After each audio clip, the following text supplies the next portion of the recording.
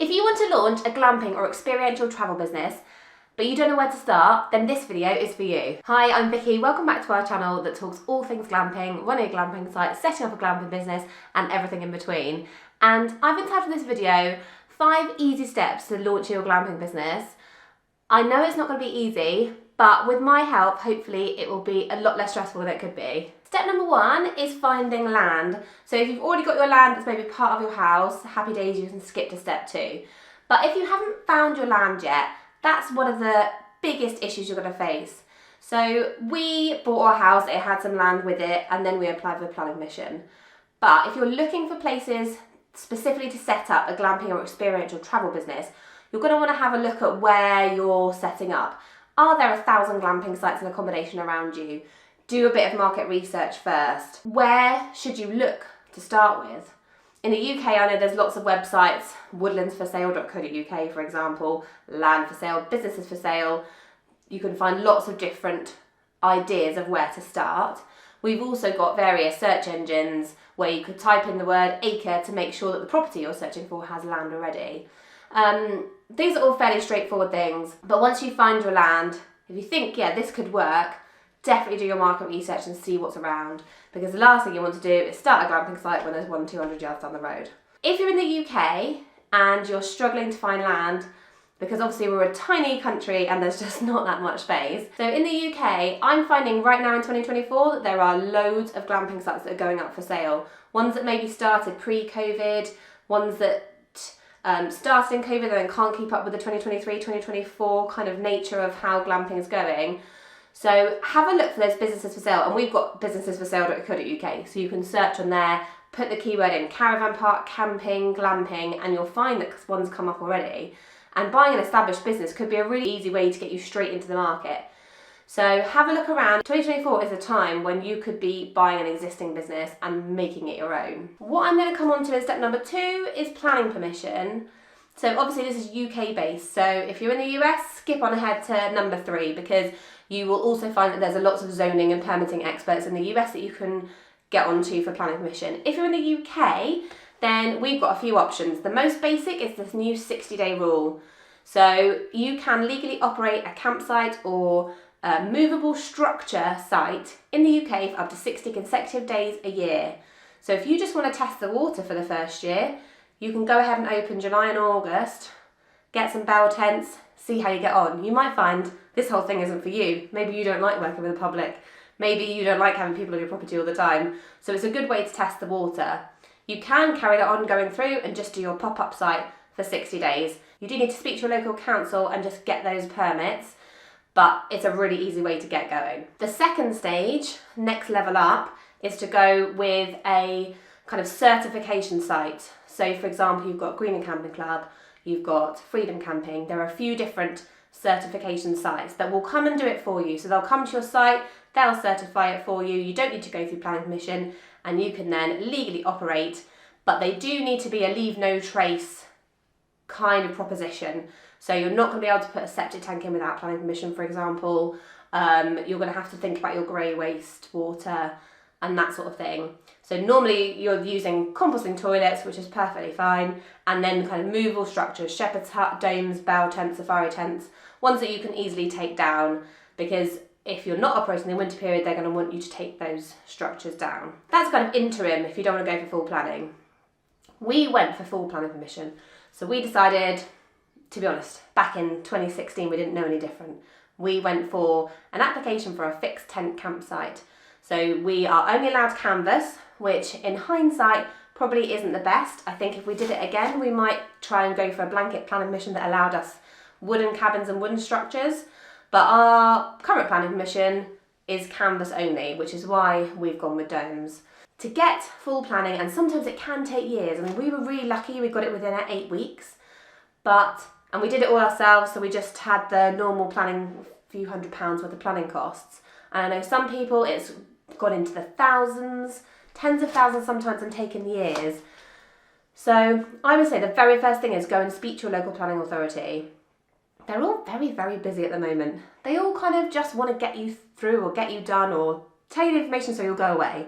So if you keep saying, I want to have a talk with the planning application authority, Go and speak to them, get in there, say what you're going to do for the local area, explain how good the tourism would be. Maybe choose an area that's slightly run down, maybe something that needs a bit of tourism generation, because it doesn't have to be, you don't have to be worried about having the mountain view, the perfect location, the loads of tourist attractions. You can make your site the tourist attraction. Go in with a good business plan and go in with a brilliant idea of how you're going to bring tourism to that area. Next, you've got to choose your structure. Part of the planning application is choosing the structures as well, because you're going to want to put in for exactly what you want. Saying that, we put in for yurts and teepees and we've ended up with domes because we got a blanket planning for canvas structures. So there might be options to change your mind, but ideally if you can have it in your head what structure you want to go for or what multiple different types of structures, then that's a much better way around of doing it. If you're going down the canvas, kind of greener camping club, then I would say safari tents or domes are your best bet. Just from a wind resistance, we get a lot of wind coming through, the climate's changing. We're going to need to think about wind resistant and future proofing. So we went with domes for that very reason. They're extremely wind resistant and we can leave them up all year round. Yeah, so you're going to have to take down the winter and put back up again, so you've got to factor in that into your time, but they are cheaper, so they'll give you a quicker return on your investment. Safari tents and domes are probably similar price point, depending on which manufacturer you go with and how much you spec it up. So that's the kind of canvas side. I think if I was doing a whole new glamping site again, I might go with quirky cabins. So I'd be building kind of treehouse structures on stilts. I'd be building bespoke cabins that no one's got. Something that you can't get anywhere else. That's a little bit harder to get on the planning permission side of things, but I think it's worth it. If you want to know about what different structures there are, and my goodness, there are tons, go and check out this video, and that is all about the glamping shows. So we've got the Glamping Show UK and the Glamping Show US. We have been going to the Glamping Show UK for the past, 7 years. So all the structures you can possibly imagine are there. We've also been to the US Glamping Show, so that had a ton more structures you can have a look at. So go through those videos and have a look and see what different options there are. There are some incredible structures out there now. Step number 4 is to choose your target demographic. So that might go hand in hand with what structures you choose. So you've kind of got your broad demographics. You're talking either like couples, family market, or you're going for your older kind of grey, pound, dollar, where you're getting in the older generation. Maybe they're walkers, maybe they're bird watchers. They're the ones with the disposable income. So think about your demographic and your age of your person. I have completely profiled in who my target demographic is. I know what her name is. I know how old her children are. I know where she works.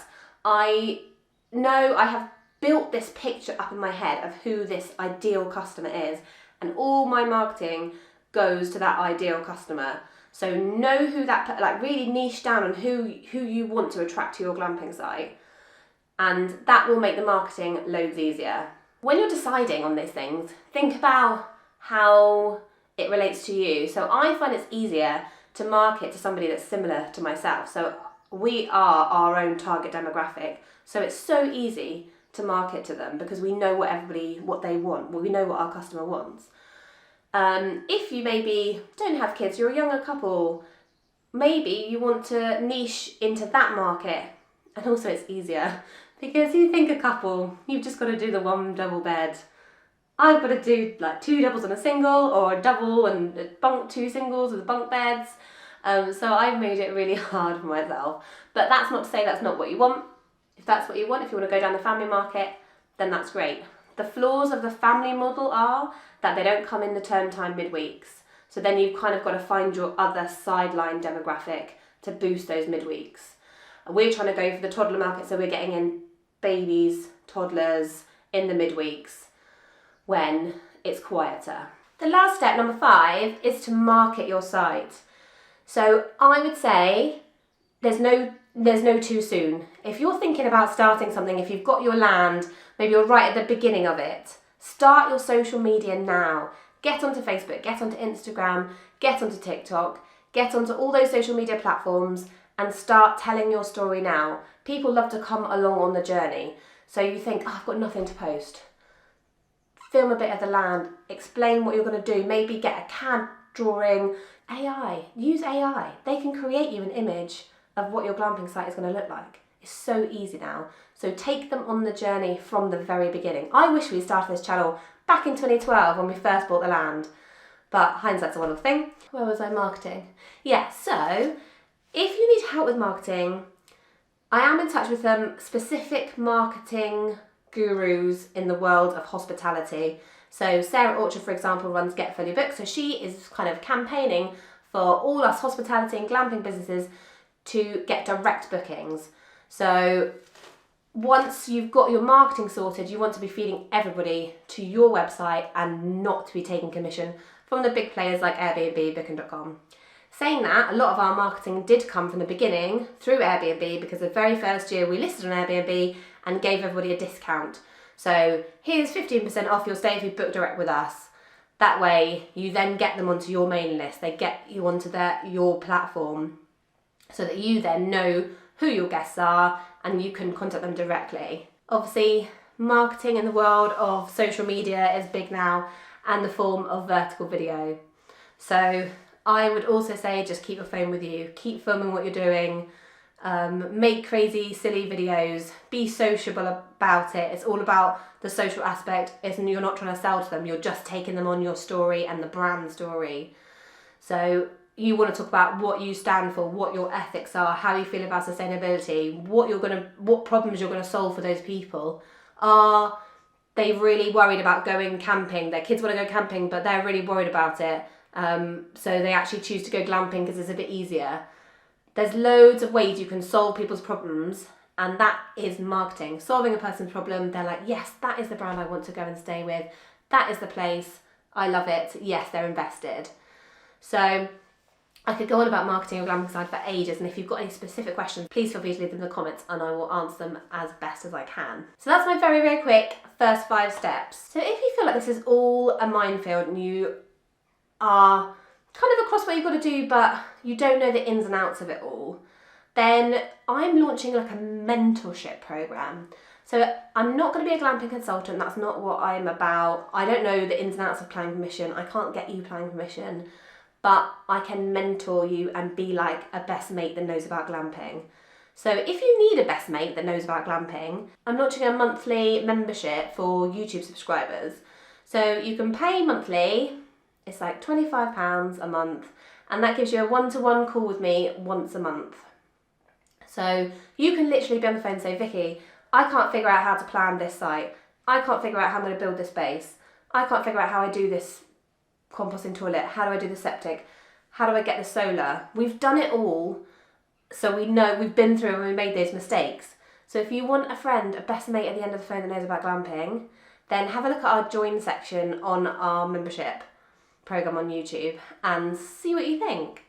I'm always happy to chat. If you just want to talk it through first, then let me know and I'm always here. Drop me a message in the comments and we can get talking. Thank you so much for watching. If you feel like you want to kind of know the ins and outs of running a glamping site, why don't you watch this video here? This is from one of our crazy season vlogs that shows you like the day-to-day running and how we manage our glamping site, and hopefully that will be really useful to you. And we will see you again on our next video.